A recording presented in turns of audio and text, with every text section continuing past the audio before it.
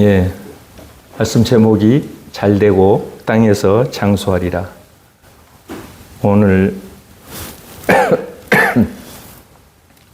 에베소서 6장 3절 말씀이에요. 제가 제목이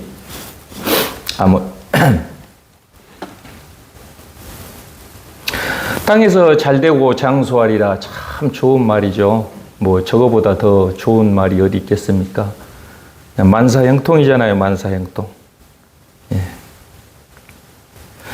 초등학교 때 선생님이 2학년 때인가 3학년 때인가 여기서 부모 없는 사람 손들어, 부모 없이 태어난 사람 손들어 그랬어요.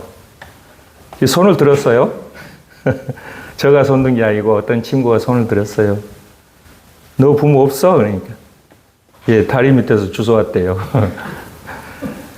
참 어른들이 그렇게 많이 놀렸잖아요. 그래서 부모 없이 태어난 사람이 있을까요? 없죠. 단 한 사람도 없습니다. 그만큼 모든 사람에게 부모는 생명의 은인입니다. 부모들은 자녀를 위해 정말 헌신적인 노력을 다 하잖아요. 요즘 부모들 얼마나 돈 벌어서 거의 자녀한테 투자했다시피 하잖아요. 그러나 이렇게 봉사하고 사랑하고 헌신하는 요즘 부모들, 과거 부모들처럼 결코 효도를 기대할 수 없는 세상에 살고 있습니다. 요즘은 특별히 불효가 더 일상화된 세상인 것 같습니다.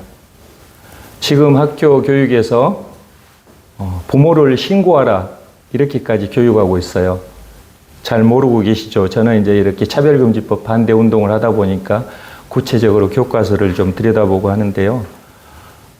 나의 인권은 나는 나다.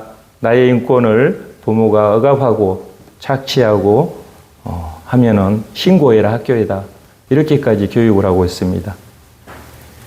이런 시대에 하나님께서 자녀된 자들에게 부모를 어떻게 섬겨야 하는가를 선포한 오늘 말씀을 보며 하나님의 메시지를 듣도록 하겠습니다. 본문은 자녀들에게 주는 교훈과 또 부모가 자녀를 어떻게 대해야 하는지도 아울러 가르쳐 주고 있습니다. 우리가 가정에서 남편과 아내가 서로의 할 일이 있고 이 일을 조화롭게 잘 감당할 때에 비로소 행복한 가정이 되지 않습니까? 또 부모와 자녀도 서로 해야 할 본분이 있다는 것이죠. 선포된 말씀을 우리 행복한 가정을 만들기 위한 하나님의 가르침으로 받도록 하겠습니다. 첫째, 오늘 말씀 그대로 보면은요, 첫째 1절 보겠습니다. 1절. PPT 하나 넘겨주세요. 1절. 자녀들아, 주 안에서 너희 부모에게 순종하라. 이것이 옳으니라. 이렇게 말씀합니다. 하나님의 말씀이죠. 하나님의 말씀. 성경에 순종이란 말처럼 많이 나오는 단어도 드물 겁니다. 아주 많이 나옵니다. 그만큼 성도들의 믿음 생활에 빼놓을 수 없는 단어가 바로 순종일 것입니다. 순종. 순종 중에 하나님의 말씀이 순종하라 이것이겠죠. 하나님의 말씀에 순종하는 것이 신앙생활이잖아요. 하나님의 말씀에 순종하는 것이 또한 우리 삶의 방법입니다. 또한 하나님의 말씀에 순종하는 것이 구원받는 방법입니다. 하나님 말씀에 순종해야 하므로 부모에게 순종하라는 말씀도 오늘 에베소서 6장 1절 말씀도 우리가 순종해야 하는 것입니다. 부모에게 순종해야 하는 삶의 유익한 이유가 또 있습니다. 먼저 유익한 이유, 어른들이 말씀을 다 옳잖아요. 어른들 말씀. 온갖 세월 또 세상사를 겪으며 체득한 경험이 있는 말씀이기 때문에 대체적으로 옳아요. 어른들 말씀이. 어른들의 그 오랫동안의 경험으로 얻는 것이 있다면 바로 사물을 바라볼 수 있는 통찰력, 그런 눈일 것입니다. 눈, 어른들. 경험을 통한 깨달음은 정확합니다. 따라서 어른들의 판단은 늘 옳습니다. 그 중에 부모님의 말씀은 언제나 자식을 위한 옳은 말씀이지 않습니까? 못된 거 시키는 부모는 한 사람도 없을 거예요. 자식은 부모님께 어떤 말씀을 드릴 때나 무슨 부탁을 할 때면 언제나 내 입장, 자기 처지에서 자기의 그 어떤 유익을 위해서 생각하고 말을 합니다. 부모님의 그 손길이 필요할 때마다 어린이나 성장한 자녀나 언제나 공통점은 자신을 위한 표현을 한다는 것이죠. 원하는 것. 부모님을 먼저 생각하고 부모님께 뭘 해드리려는 그런 말이 거의 없습니다. 그러나 부모는 정반대죠. 언제나 그 자식을 위해 말씀하시잖아요. 모든 부모의 한결같은 마음은 자식이 잘 되는 것입니다. 거의 다가 이제 부모 입장이에요. 저희는 지금 앉아 있는 분들이 자식은 그러니까 자신은 그러니까 부모 입장에서 자신은 비록 이렇게 못 먹고 못 입고 이렇게 살아도 자식에게는 가난이나 이렇게 무식을 유산으로 주지 아니하려고 길을 쓰고 고생하지 않습니까? 공부를 시키는 것입니다. 일찍 홀로 되신 분들 그렇잖아요. 정말 그 어머니들 보면은 행상을 해서라도 그 많은 자식을 가르치고 이렇게 하는 거 보면 대단한 것이 부모 아닙니까? 그뿐만 아니라 부모님들의 마음속에는 언제나 자식들에 대한 걱정이 앞섭니다. 우리 어머니도 지금 꼭 어린아이 대하듯이 하거든요. 밥은 먹었냐? 집에 들어갈 때 조심해서 들어가거라. 교회에서 여기 걸어가는데 10분도 안 걸린다고 해도 차 조심해라. 이런 걱정. 이게 부모의 마음이죠. 효도하는 자식의 마음보다도, 그러니까 효자의 마음보다도 못된 부모의 마음이 더 따뜻하다고 합니다. 측정을 해보면. 부모의 못 따라가는 마음과 행실이지만 자녀는 부모에게 효해야 하는 것이 의무입니다. 의무. 자녀들이 해야 할 최고의 효는 부모님께 순종하는 것입니다. 순종하는 그 마음이 있으면 부모님을 기쁘게 해드릴 수가 있습니다. 부모님 말씀에 예하고 순종할 때에 제가 겪어보니 뭔가 틀어지고 안 좋으면 부모님을 기쁘게 할 수가 없어요. 겉대답이죠, 겉대답. 근데 정말 진심으로 예, 알겠습니다 하고 순종한 마음이 들 때 부모도 그걸 알아요. 저 녀석이 순종을 하고 있구나. 부모의 마음이 기쁘다는 것이죠. 부모님을 기쁘게 해드린 것이 효입니다. 부모님에게 순종하십시오. 우리 이제 나이 드신 분들, 어르신들이 있어서 부모가 안 계시잖아요. 하늘아버지 계시잖아요, 하늘아버지. 부모님이 떠나신 어른들은 하늘아버지께 순종합니다. 순종해야 합니다. 하늘아버지께 순종하는 것이 육신의 부모의 효 맞지 않게 하나님께서 기뻐하시거든요. 예. 둘째, 내 부모를 공경하라고 합니다. 내 아버지와 어머니를 공경하라. 이것은 약속이 있는 첫 계명이니 이렇게 하나님께서 말씀하십니다. 부모님의 마음을 기쁘게 해드리는 것이 공경이죠. 공경.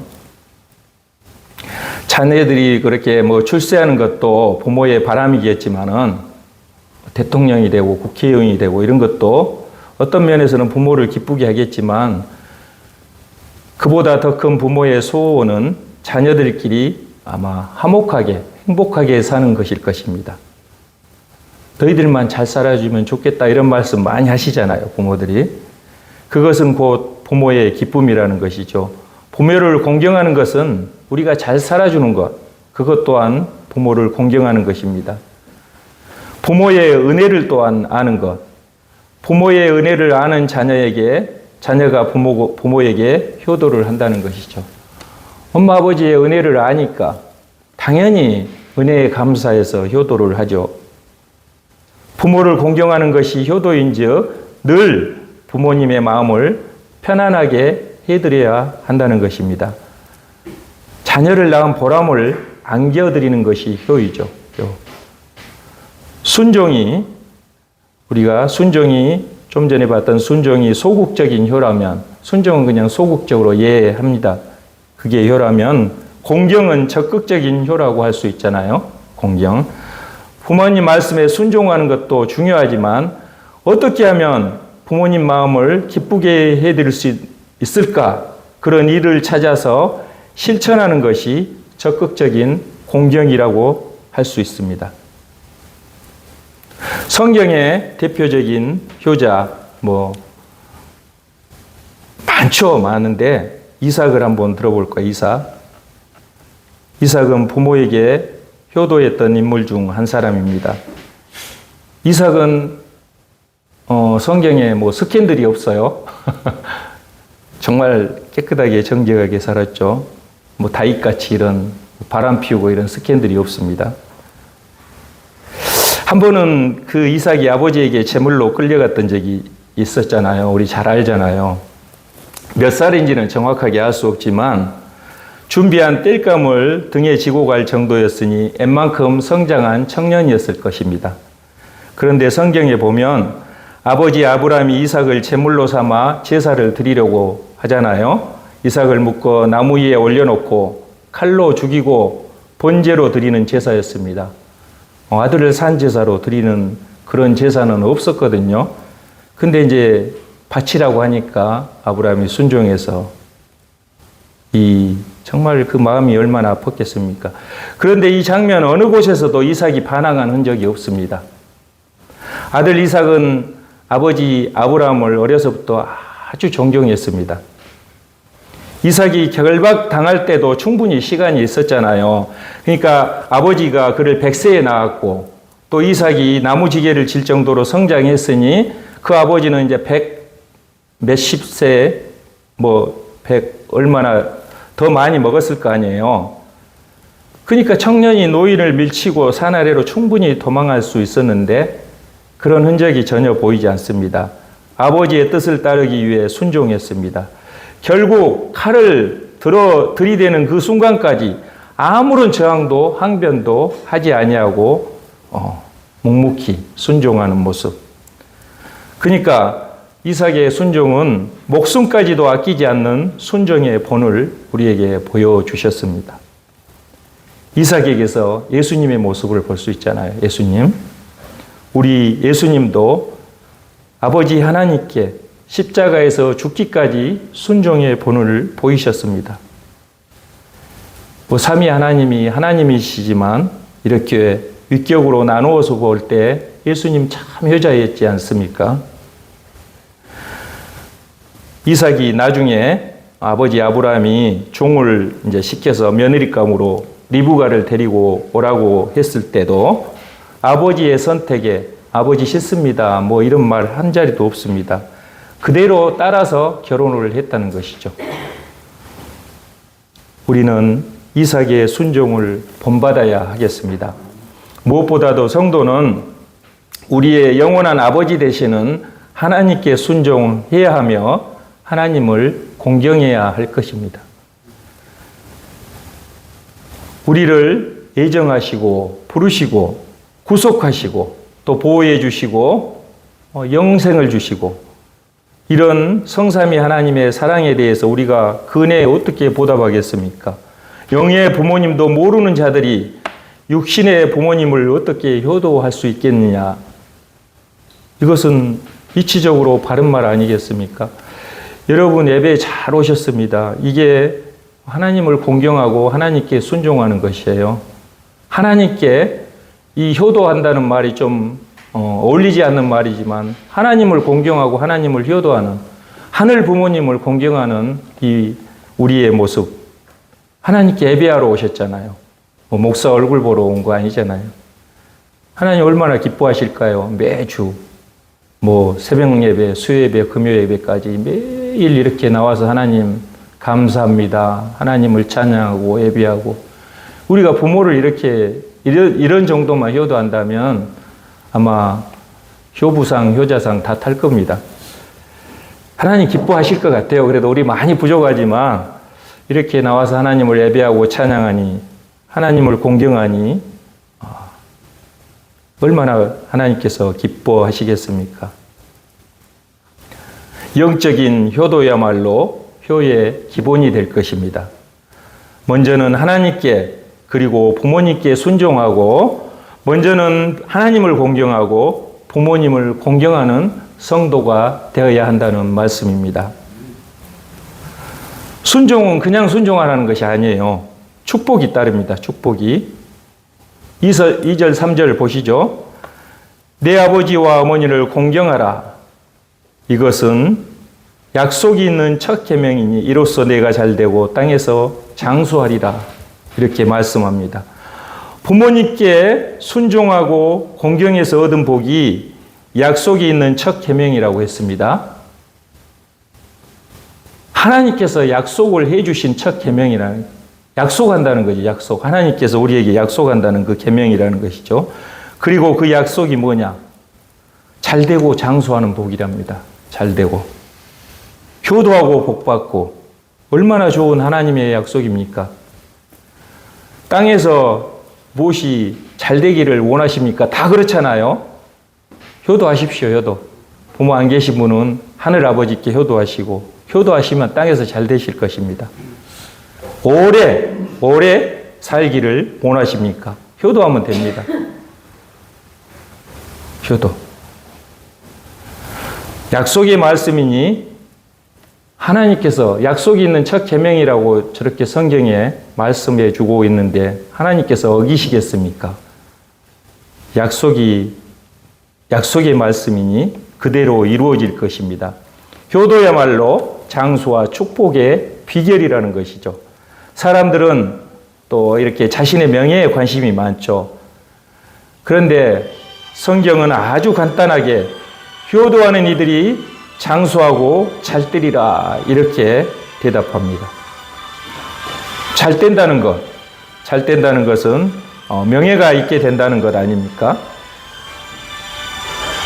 땅에서 잘 되는 것이야말로 아마 모든 사람의 소원일 것이라고 서두에 이야기했습니다.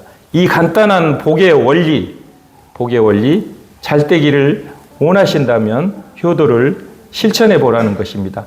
하나님을 시험해 볼 필요도 있는 것이죠. 정말 우리가 효를 다하면 하나님께서 잘되고 장수하는 복을 주실 것입니다. 요즘 자녀들은 효도를 좀 모르는 것 같죠. 참, 왜 이렇게 됐을까요? 부모들은 자식을 탓하기도 하지만 자녀만 탓할 일이 아니잖아요. 자식들이 이미 부모에게 그것을 배운 것입니다. 어려서부터 부모에 대한 그 어른들의 태도를 보고 그대로 답습하는 것이죠. 어려서 부모를 보고 자란 아이들이 어린 시절에 본 그대로 행하고 있다는 것이죠. 그러므로 우리가 부모에게 효도하지 못하는 것은 자녀들의 책임이 아닙니다. 자녀들의 책임이 아니고 그렇게 보여준 어른들의 책임이라고 할 수 있습니다. 이런 면을 놓고 볼 때 또한 성경은 부모의 도리에 대해서 말씀하고 있습니다. 그럼 부모는 자녀들에게 어떻게 해야 할까? 성경은 자녀들에게 어떻게 해야 하는지 부모들이 알아야 할 계명을 4절에서 말해주고 있습니다. 자녀들을 노엽게 하지 말라고 말씀하고 있습니다. 노엽게 하지 말라.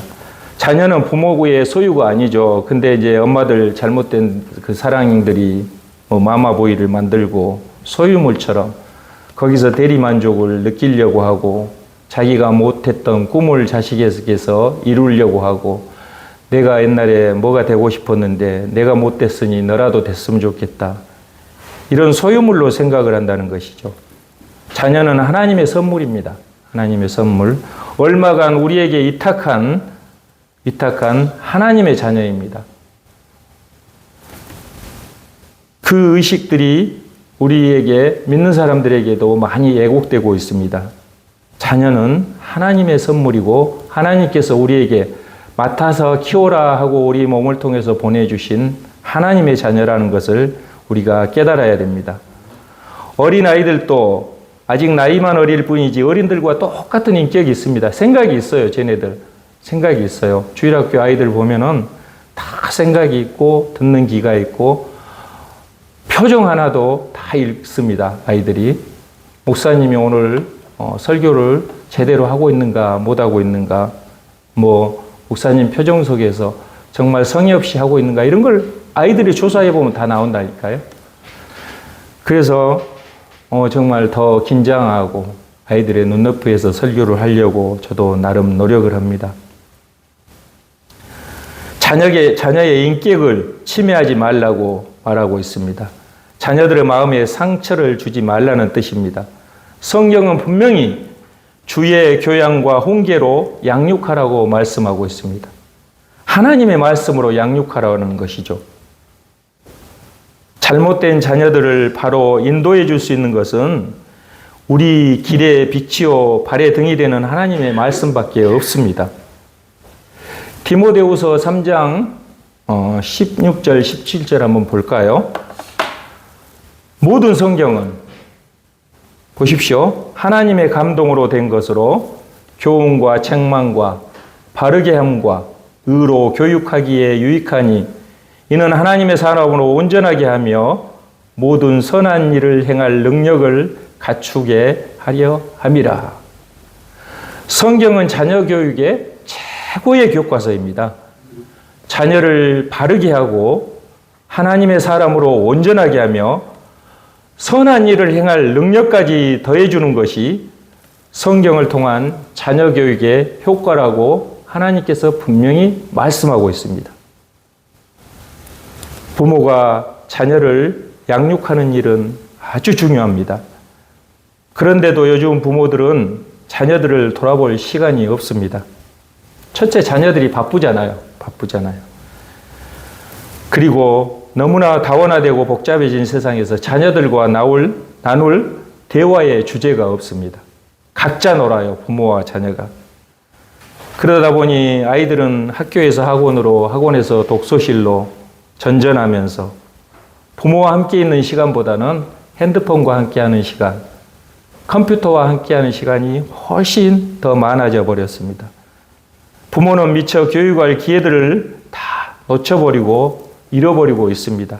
그래도 공부만 잘하면 된다고 합니다. 잘못된 교육관이죠, 사실. 유대인의 교육 방법, 어렸을 때부터 모세오경을 외워버릴 정도로 교육한다는 그 유대인의 교육 방법이 참 부러운 세대를 살고 있습니다.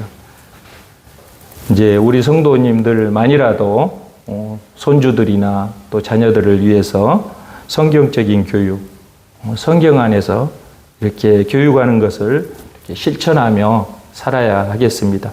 어머니의 성경책, 우리 빛나가 찬양하였지만 저대로 자란다면 얼마나 얘가 훌륭하게 자라겠습니까? 부모의 무릎에 앉아서 어머니가 들려주신 그 성경의 이야기를 들으며 믿음 안에서 자라간다면 뭐 삐뚤어질래야 삐뚤어질 수 있겠습니까? 여기까지 말씀을 보고요. 제가 어떤 지인이 보내준 글인데 마음에 감동이 돼서 한번 읽어보겠습니다. 어떤 여자분의 글인데요. 일기식으로 이렇게 쓴 글이에요. 엄마가 57세에 혼자가 되어버렸다.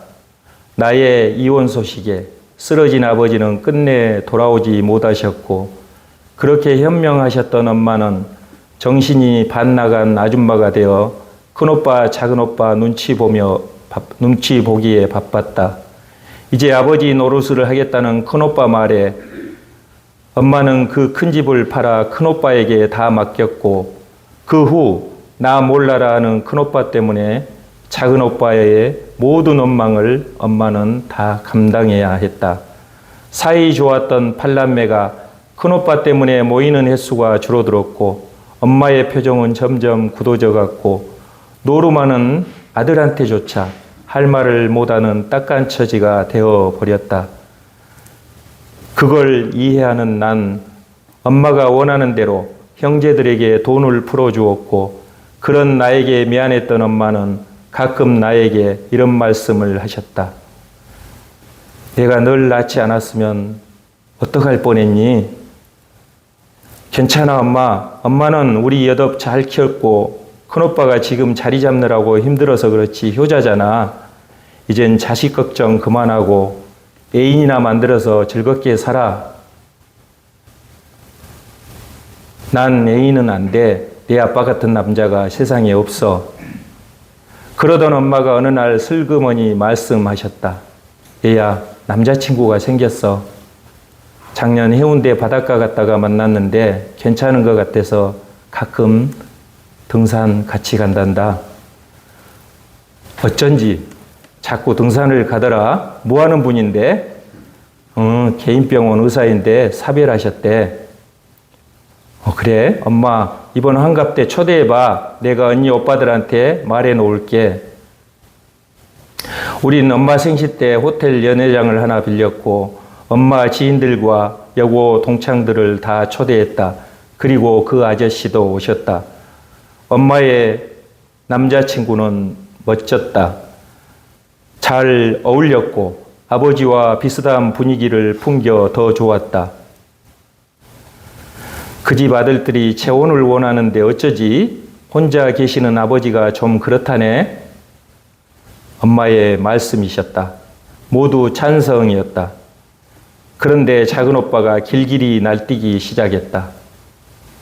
안 돼 엄마. 그런 게 어디 있어. 우리 불쌍한 아버지 어쩌라고. 이 나이에도 남자가 필요해. 우리 자식 보며 살면 안 돼. 세상에 창피하게.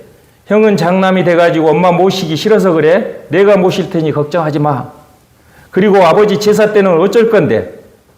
엄마, 아직 난 엄마가 필요하다고. 말도 안 되는 궤변을 늘어놓는 미친놈이 보기 싫어 형제들은 다 가버렸고 소리 지르며 욕을 퍼붓는 나를 엄마가 막으셨다. 그만해라. 없었던 일로 하마. 그리고 그 다음 해 어느 날 술에 잔뜩 취해 올케와 싸웠다고 작은 오빠가 전화가 오고 가지 말라고 말리는 나를 뒤로하고 간 엄마는 다음 날 병원 응급실에서 만났다. 새벽에 작은 오빠 집에 수돗물이 얼까봐 틀어놓으러 나오셨다가 쓰러져 뒤늦게 발견된 엄마. 우리 자식들은 중환자실에 누워있는 혼수 상태의 엄마를 처음엔 매일 붙어 있었지만 시간이 좀 흐르자 언제 끝날지 모르는 일에 두려워지기 시작했다. 슬슬 볼일들을 보기 시작했고 면회 시간을 꼭 지켜 기다리고 있는 건 병원을 다른 사람에게 맡기고 온 원장님 뿐이었다.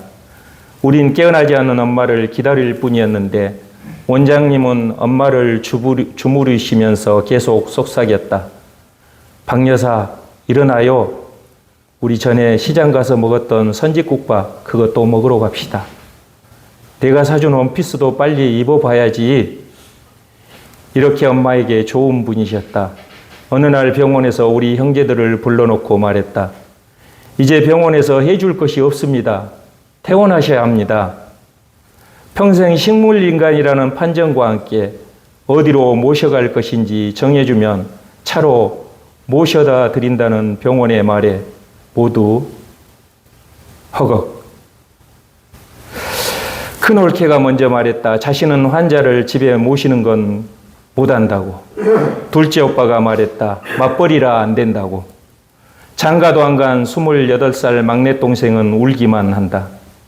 딸들 표정은 당연히 아들들이 모셔야지. 큰오빠가 해야지. 본인들하고는 상관없는 이야기였다.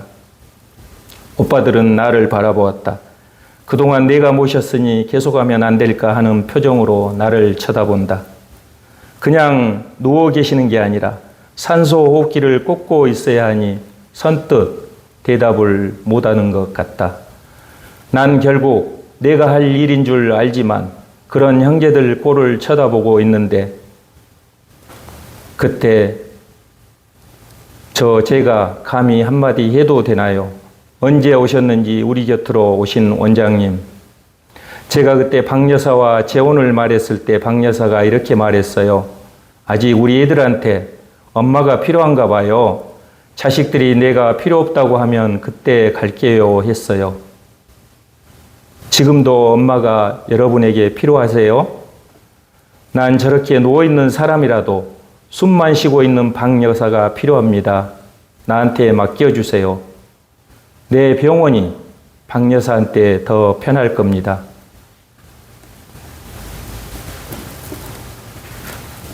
작은 오빠가 통곡했다.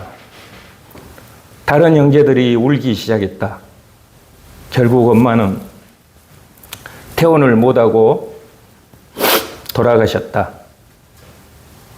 난 엄마에게 말했다.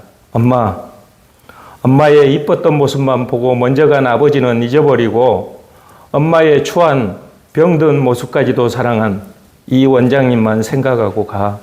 엄마는 8남매 키운 보람은 못 보고 가셨지만 여자로 사랑만큼은 멋있었어. 67세에 우리 엄마는 그 가슴 졸이며 평생 키운 8남매가 아닌 몇 년 만난 남자의 손을 잡고 마지막 숨을 거두셨다. 참 세상 이야기인데 눈물이 나오네요. 혼자 보기에는 너무 찔리고 충격적인 실화여서 여러분에게 읽어봤습니다. 실화입니다, 실화. 그러나 이 글은 우리가 모두 공감할 수밖에 없는 현실이기에 아무리 태연한 척 하려고 해도 저와 여러분의 가슴을 멍 때릴 것입니다. 사랑하는 성도 여러분, 효도는 하나님의 명령입니다. 명령. 효도는 가정의 질서를 세우는 일이며 사회의 질서를 다지는 일입니다. 또한 국가의 백년대계를 옳게 세우는 길입니다. 효도는 하나님의 말씀에 순종하는 일입니다. 하나님의 말씀에도 순종하고 부모에게도 효도하고 약속의 계명까지 받으니 얼마나 좋은 일입니까? 육신의 부모에게 효도하는 것이 하나님께 순종하는 것이 된다는 것이죠. 어버이날에 우리가 꽃 한 송이 달아드리고 용돈 몇 푼 드리고 이런 것으로 효를 다했다고 생각하고 있지는 않은지 우리는 깊이 돌아보아야 하겠습니다. 우리가 우리 위에 부모님이 없으시면 서두에도 말씀드렸다시피 하늘 하나님을 공경하십시오. 하늘 아빠를 공경하십시오. 제가 종종 말씀드렸다시피 어떤 권사님처럼 하나님을 신랑 삼으시고 하나님을 아버지 삼으시고 아버지 하면서 밥 먹을 때도 잠잘 때도 중얼중얼하면서 하나님과 함께 동고동락한다는 마음으로 하나님을 섬기고 사랑하시라는 말입니다. 범사에 부모님께 순종하고 부모님을 공경하여 또 하늘 하나님을 공경하여 이 세상에서 아주 잘되고 장수하는 복을 받아 누리는 우리 성도님들이 다 되시기를 예수님의 이름으로 간절히 축복합니다. 기도하겠습니다. 하나님 아버지 감사합니다. 효도하라는 하나님의 명령을 받습니다. 육신의 부모에게 효도하는 것이 하나님께 순종하는 것이 되는 줄 믿습니다. 하나님 아버지, 부모에게 효도하고 자녀를 노엽게 하지 않으므로 건강하고 행복한 가정을 이루어갈 수 있도록 도와주시옵소서. 저희가 범사에 부모님께 순종하고 부모님을 공경할 때 이 땅에서 잘되고 이 땅에서 장수하는 복을 저희에게 쏟아 부어 주시옵소서. 예수님의 이름으로 기도합니다. 아멘.